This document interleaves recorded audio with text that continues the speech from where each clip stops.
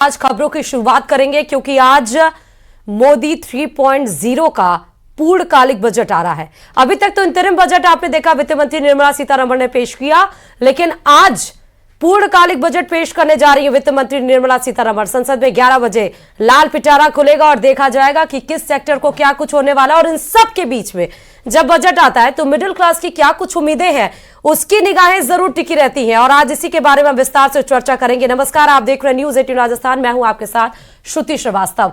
हमारे साथ लगातार गेस्ट जुड़े हुए हैं और उनसे ही हम सीधे कांटेक्ट करते हैं कि आज का बजट कैसे महत्वपूर्ण है मिडिल क्लास के लिए, किसानों के लिए, युवाओं के लिए, महिलाओं के किचन के लिए, लोगों की पॉकेट पर, आमदनी पर कितना कुछ असर पड़ेगा और खासकर टैक्सेशन पर कितना कुछ छूट मिलने वाला है इस पूर्णकालिक बजट में और मोदी 3.0 के कार्यकाल में। हमारे साथ डॉक्टर निमिषा गौड़, प्रवक्ता। हमारे को यही उम्मीद लगी हुई है सरकार से कि हमारे लिए ज्यादा सुविधा उपलब्ध कराए सरकार, और जो बजट है वो किसानों के राहत के लिए ही हो। किसानों के ऊपर जो भार बना हुआ है, रोड पे चलते हैं तो रोड वाले पे पहले पुलिस वाले रोक लेते हैं गाड़ी को, तो ये जो रोकने की जो समस्या आ रही है ना, उसको निदान किया जाए हमारी गाड़ियों का। किसानों के लिए जितनी सुविधा है उतनी ज्यादा सुविधा उपलब्ध कराए सरकार हमारे लिए। बस हम यही आशा रखते हैं सरकार से। केंद्र सरकार से उम्मीदें तो बहुत सारी लगा के बैठे हुए हैं भाई। हम युवा हैं, हमें नौकरी की आस लेके बैठे हैं। और दूसरी बात क्या, महंगाई इतनी हो रही है, मैं बता ही नहीं सकता क्या हो रहा है। महंगाई कुछ ज़्यादा ही हो रही है और बेरोजगारी सीमाएं बहुत ज़्यादा हो रही है इस टाइम पे। अब सरकार से तो उम्मीद लगा के बैठे हैं कि भाई मतलब जो बजट पास करे वो अच्छा ही पास करे। बजट बढ़िया होना चाहिए, जनता के हित में होना चाहिए, जनता इससे खुश रहे, हमेशा खुश बने रहे। और ये देखिए, क्योंकि आज बजट के दौरान ही ये भी बात पता चल रही है कि सरकार 16 विधेयक पेश कर सकती है, जिसमें वक्फ बिल को लेकर है, बैंकिंग नियमों को लेकर है। इन सब पर हम विस्तार से चर्चा करेंगे। जैसा हम बता रहे हैं कि हमारे साथ गेस्ट जुड़े हुए, डॉक्टर निमिषा गौड़, प्रवक्ता बीजेपी से हमारे साथ जुड़ चुकी हैं। जितेंद्र नारुका, कांग्रेस प्रवक्ता हैं। Divya Tanwar, professor SV university. Rajendra Yadav, किसान नेता। आप सभी का बहुत स्वागत करते हुए सबसे पहले मैं बीजेपी की तरफ रुख करूंगी, क्योंकि आपकी सरकार है, तीसरा टर्म है, पूर्णकालिक बजट आपने कराया है। 2 अंतरिम बजट तो ऊँट के मुंह में जीरा की तरह था निमिषा गौड़ जी, लेकिन इस बार पूर्णकालिक बजट किस तरह से है? क्योंकि विजन तो आपका है विकसित भारत का और उसी तरफ आप बढ़ भी रहे हैं, तो इस बार का बजट किस लिए खास है? देखिए, इस बार का बजट हर महीने में खास है श्रुति जी। विकसित भारत के संकल्प के लिए इससे पूर्व में जो 60 फीट खड्डा जो पिछली सरकारें करके गई थी, उस खड्डे को भरने में लगा। आजादी के 75 साल बाद तक भी कई गांव ऐसे थे जहां बिजली की व्यवस्था नहीं थी, रोड इंफ्रास्ट्रक्चर मजबूत नहीं था, हर जगह घोटालों की फेहरिस्ती लिस्ट थी। उन घोटालों से उबरी, पेपरलेस किया गया और करेंसी को डिजिटल करके भारत सरकार ने मजबूती से विकसित भारत की नींव को भरा है। अब इंफ्रास्ट्रक्चर आगे बढ़ेगा। आज आप देखिए, smooth roads, railway, air services. आज आम आदमी भी एयर सर्विसेज को यूज करता है, फ्लाइट्स में सफर करता है चप्पल पहन करके। तो आज आप देखिए कि चाहे हमारी मध्यम वर्गीय महिलाओं की रसोई हो, चाहे आपका इंफ्रास्ट्रक्चर हो, चाहे हमारा किसान भाई हो या हमारे उद्योगपति हो, सभी ईज ऑफ डूइंग इकोनॉमी को एंजॉय कर रहे हैं। तो ये आज का जो बजट है, आज के बाद 2025 के बाद में एक मजबूती से आगे बढ़ते हुए भारत का बजट होगा। अब इनकम टैक्स की बात देख लीजिए आप। हम इनकम टैक्स पे आएंगे। साल तक भारत में इनकम टैक्स और रेलवे से भी जुड़े बोल देती हूँ, 55 साल तक। श्रुति जी, एक मिनट सुन लीजिए, इसका जवाब भी आप लीजिएगा। 55 साल तक मात्र 2 लाख तक इनकम टैक्स की छूट थी और पिछले बजट में ही मोदी सरकार ने 7.5 लाख किए। तो अब आने वाले समय में और इसको बढ़ाया जाएगा। नहीं, तो आने वाला चुनाव भी तो है, का बजट है, दिल्ली है, बिहार है, तो ये भी हो सकता है कि उसके लिए भी ये बजट उसका प्रारूप डिसाइड किया गया हो। फिलहाल इसका रिएक्शन हम जितेंद्र जी से ले लेते हैं, क्योंकि अपोजिशन में देखिए श्रुति जी, अब आपने दिल्ली की बात छेड़ी, मैं आपके पास आऊंगी निमिषा जी, 1 सेकेंड। दिल्ली की हालत, ठीक है, मैं पहले एक रिएक्शन ले लेती हूं, उसके बाद मैं आती हूं आपके पास। जितेंद्र नारुका जी, बजट इस बार किस तरह से होगा, कैसे देख रहे हैं आप? देखिए कि आज बजट को लेके कि आज युवा इससे पहले जो इनका जो बजट आया था, युवा पहले भी हताश था, उसके लिए कोई विशेष कोई इन्होंने कुछ किया नहीं, बेरोजगार के लिए कुछ किया नहीं, शिक्षा स्वास्थ्य के लिए उन्होंने कुछ किया नहीं, गृहिणी के लिए कुछ किया नहीं, किसान के लिए कुछ किया नहीं, मध्यम वर्ग के लिए कुछ किया नहीं। और इन्होंने जिस तरीके से जुमलेबाजी करके और नई लुभावने सपने दिखा के वोट बटोरने का जो आपने काम किया, डबल इंजन की सरकार बनाने का जो आपने काम किया, और आप अपने मंसूबे पर आप कायम रहे और आपको बड़ी सफलता मिली। लेकिन फिर से वही चीज आने वाली है कि बजट को लेके आज युवा इंतजार कर रहा है कि युवा बेरोजगार के लिए बजट में क्या विशेष आएगा। किसान के लिए जो पहले आपने थोथी घोषणाएं की थी, जो जिसको जमीन पे आज तक नहीं उतर पाए, उनके लिए क्या मिल पाएगा? गरीब के लिए क्या बजट में आ पाएगा? मध्यम वर्ग और जो गृहिणी, जो गरीब परिवार है, क्या उनका जो बजट जो है एक छोटे से परिवार का, सामान्य परिवार का एक बहुत छोटे सा अपने घर का एक बजट होता है, लेकिन देश की महंगाई ने उनकी कमर तोड़ के रख दी है। सिलेंडर की आप हालत देखिए, रुपया दिन प्रतिदिन गिरता जा रहा है। तो इसलिए हमें जो बजट के रूप में ढोल में पोल देखने को मिल रही है, और अभी बजट जो आएगा उसको लेके पूरे देश में युवा, विशेषकर युवा और बेरोजगार में बड़ा एक चिंता का विषय है कि कहीं फिर से कहीं जो जिस तरीके का इन्होंने बजट पूर्व में पेश किया था, कहीं युवाओं के साथ फिर से छलावा और धोखा नहीं हो जाए, इसको लेकर समाज के पिलर बस एक बार इंटरप्ट करना चाहूंगी श्रुति जी। हाँ श्रुति जी, बस एक छोटा सा इंटरप्शन है। इन्हीं के पूर्व प्रधानमंत्री जी ने कहा था कि मैं 100 रुपए भेजता हूँ, 15 पैसे भी नहीं पहुंचते वहां तक। आज मोदी सरकार में 100 रुपया निकलता है केंद्र सरकार से, तो 100 का 100 रुपया पहुंचता है बिना मध्यस्थों की भूमिका के।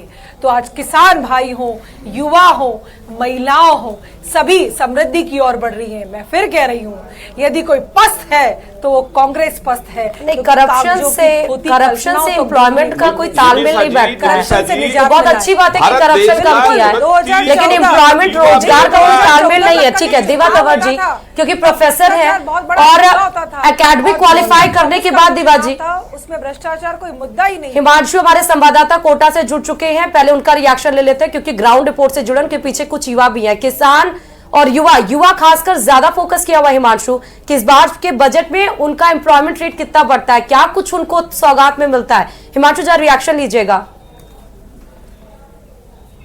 देखिए, जब भी केंद्र सरकार का बजट आता है तो निश्चित तौर पर उम्मीदें युवाओं की इस दृष्टिकोण से उस बजट पर टिकी होती हैं कि उनका जो भविष्य है वो किस तरह से उस बजट पर जो है वो आधारित है, यानी भविष्य की रूपरेखा में किस तरह से ये बजट मददगार साबित होने वाला है।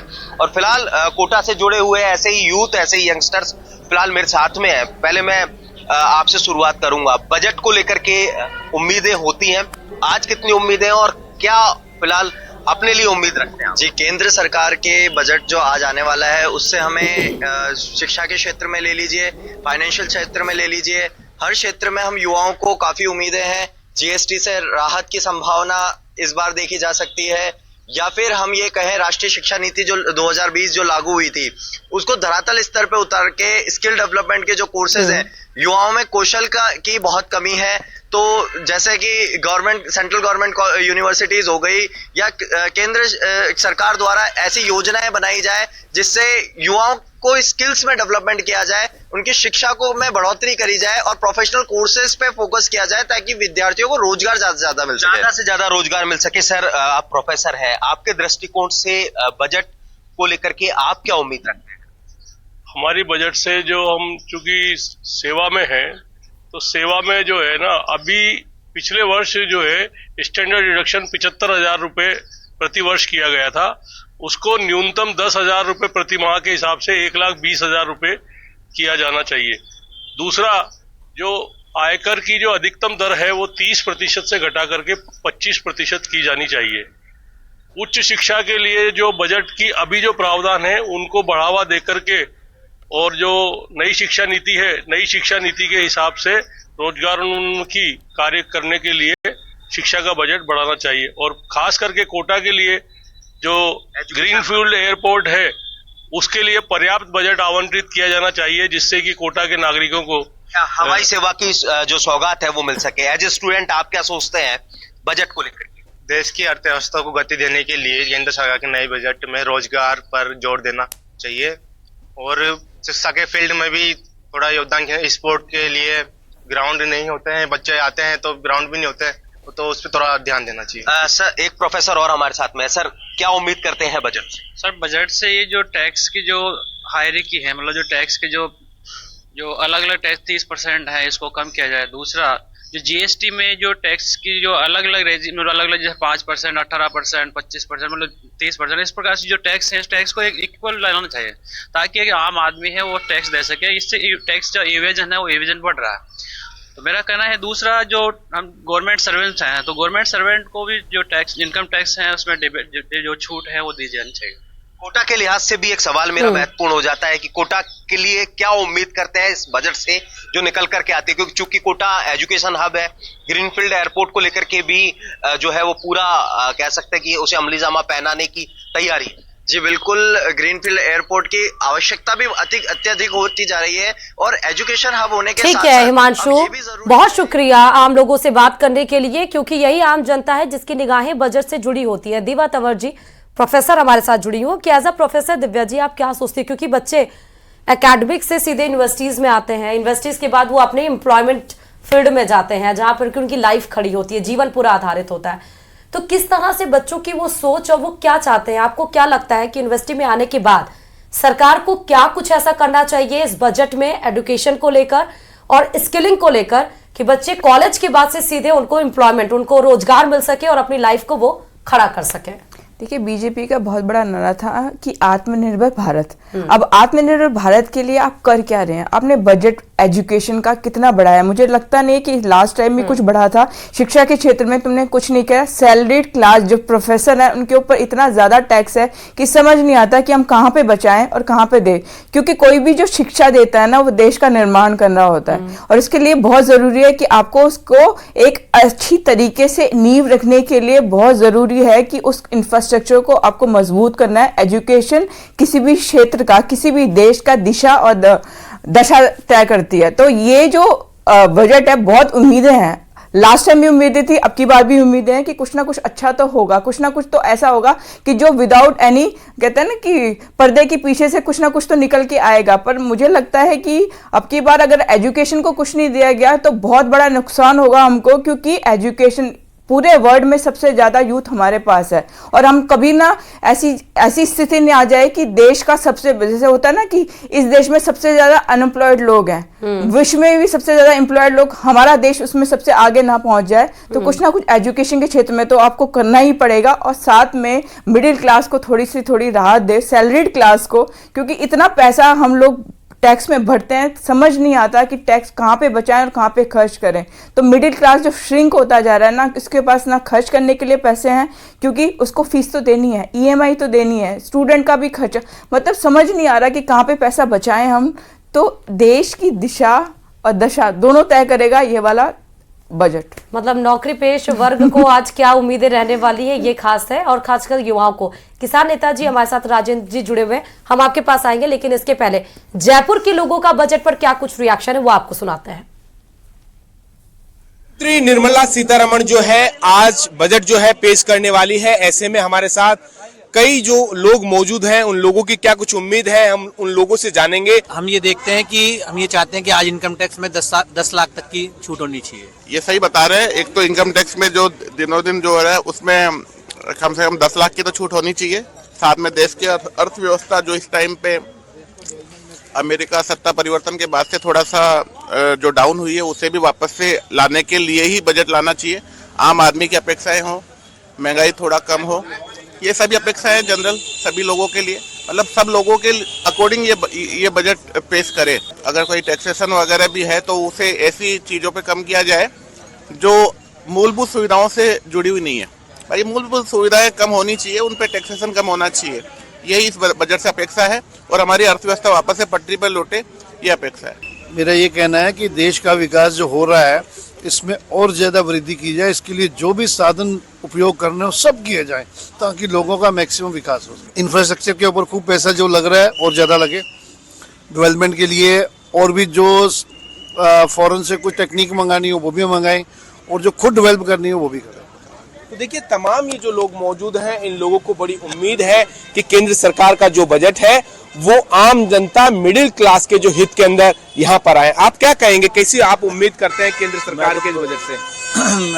पेट्रोल और डीजल ये सस्ता होना चाहिए, इन पे वेट बहुत ज्यादा लग रहा है, और गैस आम पब्लिक परेशान है गैस और इनके चक्कर में, ये सस्ता होना चाहिए सबसे बड़ी बात। तो देखिए सबसे ज्यादा लोगों को जो उम्मीद है केंद्र सरकार से वो ये है कि जो महंगाई है उससे राहत मिलनी चाहिए, साथ ही साथ में जो बजट, जो टैक्स का जो स्लैब है उसका दायरा और बढ़ना चाहिए। न्यूज़ 18 राजस्थान के लिए रोशन शर्मा की रिपोर्ट। ठीक है, तो आपने जयपुर के लोगों का रिएक्शन सुना। राजेंद्र यादव जी किसान नेता हैं। याद है एक स्टेटमेंट कहा जाता था राजेंद्र कि भारत सोने की चिड़िया है, और जब भारत सोने की चिड़िया हुआ करती थी तो किसानों का सबसे ज्यादा रोल होता था, क्योंकि अर्थव्यवस्था में सबसे ज्यादा कंट्रीब्यूशन अगर जीडीपी में जाता था तो वो एग्रीकल्चर सेक्टर से जाता था। देश आगे बढ़ा और समय आगे बढ़ा, अब सर्विस सेक्टर ज्यादा डिस्ट्रीब्यूट करता है इकोनॉमी को। ऐसा क्या हो गया एग्रीकल्चर सेक्टर को, किसानी को, कि आज जो सबसे ज्यादा जीडीपी को डिस्ट्रीब्यूट करता था वो सेकंड पायदान पर आ गया? बजट में ऐसा क्या कुछ होना चाहिए कि किसानी, खेती आज भी सर्वोपरि देश की रहे, आज भी वो रीढ़ की हड्डी वैसे ही बनी रहे जैसे थी? देखिए, मैं आपकी बात आगे बढ़ाना चाहता हूं कि जो इकोनॉमी में जो है वो देश के किसान का जो हिस्सेदारी है उसको मैं करीब 2-3 साल पीछे ले जाना चाहूँगा। जब कोविड का समय था, जब सारी व्यवस्थाएं बंद हो गई थी, सब चीज़ें जो उद्योग थे वो बंद हो गए थे, उस समय की बात है कि जो कृषि क्षेत्र से 4.64% का जो इकोनॉमिक ग्रोथ मिली थी वो कृषि क्षेत्र से मिली थी। तो कृषि क्षेत्र ऐसा नहीं कि अपनी कोई सहभागिता देने के लिए कहीं पीछे है, लेकिन कहीं ना कहीं जो आज कृषि जगत है वो जो राजनीतिक पार्टियां हैं उनके पेच के बीच में फंस गया है। आज राजनीतिक पार्टियां किसानों को या कृषि को जो है सिर्फ वोट बैंक के आधार पर जो है देखती हैं, इनका भला करने की बात नहीं है।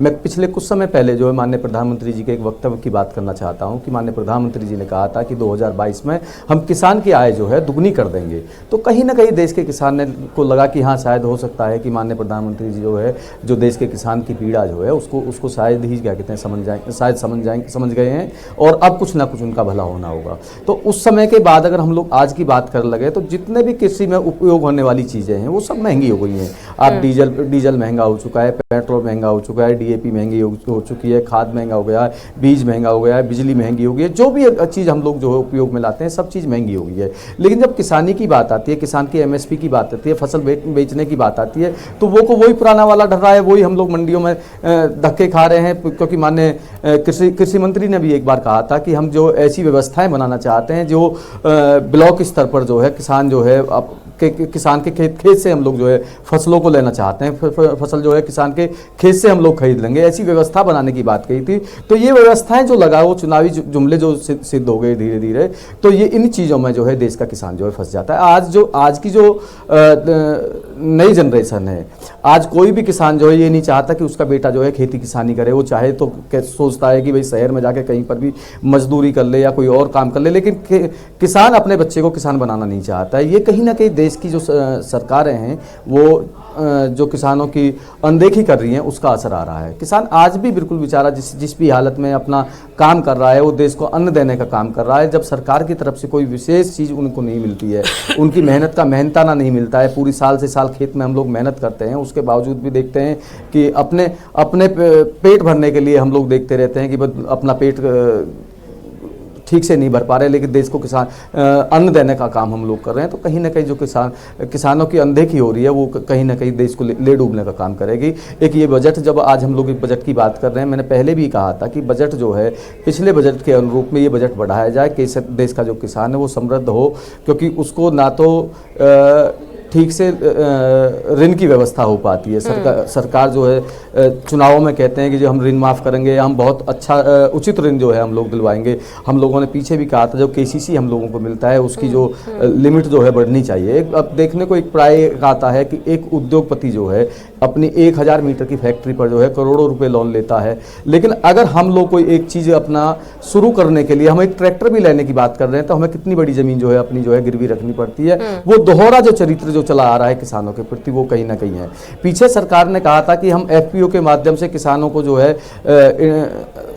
इंडस्ट्री से जोड़ेंगे, कुछ ना कुछ उत्पाद इस तरीके का किसान पैदा करे, लेकिन वो कहीं ना कहीं वो खागा तैयार करके ही रह गए, वो धरातल पे लाने का काम नहीं किया है। राजस्थान की बात करें, राजस्थान का बहुत बड़ा भूभाग जो है जिसमें खेती हम लोग करते हैं, बरसात के ऊपर निर्भर रहते हैं, हमेशा बरसात के ऊपर निर्भर रहते हैं, तो सिंचाई की कोई उचित व्यवस्था नहीं हो पाई है। अगर हम बात कर लगे, अभी हमारे जो पैनल पर हैं भारतीय जनता पार्टी को रिप्रेजेंट कर रही हैं, उन्होंने कहा था कि हम लोगों ने खाद की बड़ी अच्छी व्यवस्था करी है। पिछले समय में आपके माध्यम से ही हम लोगों ने देखा था कि कितनी लंबी लंबी कतारें जो है वो लगी हुई थी। एक रिएक्शन निमिषा जी से लेते, क्योंकि निमिषा जी ये बताया जा रहा था कि 6.4% ग्रोथ रेट के साथ जीडीपी आपकी इंक्रीज करेगी, जो कि पिछले 4 साल में सबसे निम्न स्तर पर चली गई है।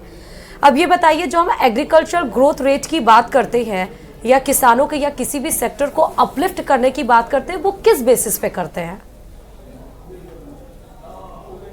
देखिए श्रुति जी, सर्वप्रथम तो मैं आपको हमारे जो किसान भाई हैं उनका सम्मान करते हुए मैं इतना ही कहना चाहूँगी। देखिए भारत जो है, भारत किसानों का देश है, और भारत के किसान भाइयों का जितना भी प्रोडक्शन है वो सप्लाई चेन में जाए, डिमांड चेन में जाए, इसके लिए प्रतिबद्ध है मोदी सरकार। पिछले बजट की बात करूं तो पिछले बजट में भी 1.5 लाख करोड़ से ज़्यादा का बजट था, और किसान भाई का बीज से लेके बाजार तक उसको कनेक्ट किया जा रहा है। किसान भाइयों को मीडिएटर्स को हटा करके सीधा प्रोडक्शन सप्लाई हो उनका, और पिछला बजट भी 3.25% से ज़्यादा का था। इंफ्रास्ट्रक्चर मजबूत हो रहा है, बैंक से जुड़िए। यदि किसान भाई अपनी फसल उगाता है तो चैन की नींद सो सकता है यदि उसने बीमा से खुद को कनेक्ट कर लिया। और पिछले बजट में भी अभी तक हम किसानों को 3,25,000 करोड़ किसान सम्मान निधि के माध्यम से मोदी सरकार दे चुकी है। तो ये प्रतिबद्धता है, और मैं आपके चैनल के माध्यम से भी कोविड महामारी का जो काल था उसमें हमारे किसान भाइयों की मजबूती से भारत मजबूत होकर बाहर निकला। हमारा इंफ्रास्ट्रक्चर मजबूत है, इसलिए डिस्ट्रीब्यूशन चेन रुकी नहीं। और अब मैं आपके मूल प्रश्न पर आती हूँ। लगातार हम बढ़ रहे हैं, हमने जो इकोनॉमी का खड्डा था उसे भरा है, अब दीवार मजबूती से खड़ी होगी, चाहे सकल घरेलू उत्पाद की बात की जाए या फिर इंफ्रास्ट्रक्चर की बात की जाए, इन्वेस्टमेंट की बात की जाए। फॉरेन इन्वेस्टमेंट भी बहुत तेजी से आ रहा है, फॉरेन अमाउंट भी है वो बढ़ रहा है। अब डिफेंस की बात करेंगे तो डिफेंस के अंदर जहां 25,000 करोड़ से ज्यादा का इंपोर्ट करते थे, अब वो सेम हो गया है कि हम एक्सपोर्ट करते हैं। तो अभी भारत जो है हर क्षेत्र में आगे बढ़ रहा है। आम आदमी भारत की इकोनॉमी से जुड़ा है डिजिटल इंफ्रास्ट्रक्चर के कारण। तो हम वो दिन दूर नहीं है कि विकसित भारत की यात्रा में 140 करोड़ से ज्यादा लोग शामिल हो जाएंगे, क्योंकि गांवों के देश भारत के अंदर QR कोड और digital infrastructure, mobile internet and connectivity के माध्यम से आम आदमी भारत की अर्थव्यवस्था के साथ जुड़ चुका है। यही हमारा आधार है श्रुति जी, और इसी आधार के माध्यम से भारत की इकोनॉमी, देखिए ट्रांसपेरेंसी और अकाउंटेबिलिटी दोनों ही विकसित भारत का संकल्प है। और मोदी जी ने, हमारे भारत के प्रधानमंत्री जी ने हर भारतीय का सम्मान बढ़ाया है, और डिजिटल इंफ्रास्ट्रक्चर ने करप्शन को लगभग शून्य कर दिया है। लगभग मैं इसलिए कह रही हूँ क्योंकि त्राहिमाम करता हुआ कांग्रेस एक बार भी नहीं कह सकता विपक्ष, लेकिन अब तो भ्रष्टाचार डिजिटल का फ्रॉड हो प्रश्न ही रहा नहीं है, है, साइबर फ्रॉड हो रहा है। 1 सेकंड निमिषा जी, दो तीन पॉइंट्स आपने बोले। आपने रुपए की ताकत को बढ़ाने की बात की। रुपए की ताकत को अगर हम कनाडा से कंपेयर करें तब तो बढ़ी है, लेकिन अगर हम डॉलर में कंपेयर करें तो रुपए की वैल्यू घटी है, जो कि सबसे ज्यादा इस समय 1 रुपए की कीमत 89 आई थिंक आसपास है रुपए की वैल्यू। तो आप इस पे एक रिएक्शन आपका चाहिए। दूसरा, आपने किसानों की बात कही, आज तो स्वरोजगार की तरफ आप बढ़ रहे हैं, लेकिन स्किलिंग पावर तो वैसे भी कम है। स्किल्ड अगर आप बात करते हैं स्किल डेवलपमेंट की, तो आप ये बताइए कि खेती किसानी के लिए लेबर्स तक नहीं है गाँव में, तो खेती किसानी इंसान करे तो कैसे? ग्लोबलाइजेशन इतनी तेजी से लोग पढ़ रहा है, माइग्रेशन इतनी ज्यादा अर्बन सिटीज में बढ़ रहा है कि गांव पूरा खाली हो रहा है, जो कि होने चाहिए गांव में। खेती किसानी के लिए मशीन्स नहीं जाएंगी। तो ये बहुत सारी चीजें हैं जो इफेक्ट करती हैं। खैर, मैं आपका रिएक्शन लूंगी, लेकिन कांग्रेस से इसका रिएक्शन ले लेती हूँ कि शायद बेहतर तरीके से बता पाएंगे।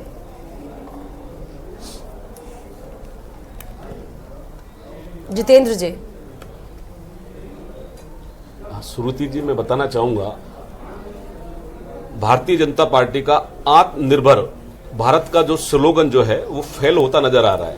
देश की इकोनॉमी आप तो मेक इन इंडिया का उपहास ही उड़ाते हैं। आपसे मेक इन इंडिया नहीं, आपने आत्मनिर्भर भारत बोला तो मैं आपको राहुल गांधी जी का वो स्टेटमेंट याद दिला देती हूँ। आपको तो मेड इन चाइना से पूरी भारत को भर दिया था। मेक इन इंडिया के माध्यम से हम आगे बढ़ रहे हैं। चैनल के माध्यम से मैं दर्शकों को बताना चाहूंगा कि भारत की इकोनॉमी खतरे में है। यहाँ हर वर्ग ठगा महसूस कर रहा है, क्योंकि जिस तरीके के झूठे लुहावने थोती घोषणाएं पूर्व बजट में की गई, छलावा हुआ, किसान के साथ छलावा हुआ, युवा बेरोजगारों के साथ, और ऐसा कोई वर्ग बचा नहीं जिसको इन्होंने ठगा नहीं। इस तरीके से आज आप विकसित भारत की कल्पना करते हैं, हम भी चाहते हैं भारत विकसित हो। 7 साल दिए थे आपको, लेकिन सिर्फ ब्लेम करने से कि सब ठगा महसूस कर रहे हैं ऐसे विकसित नहीं होगा। अपोजिशन का भी काम होता है कि एक पूरा चार्ट बनाकर प्रिपेयर करें। ठीक है, आप सभी से मैं फिर से कनेक्ट करूंगी, फिर से वापस लौटेंगे। वक्त हो चुका है छोटे से ब्रेक का। लगातार देश के बजट 2025 पे हमारी नजर बनी हुई है। रुकते छोटे से ब्रेक।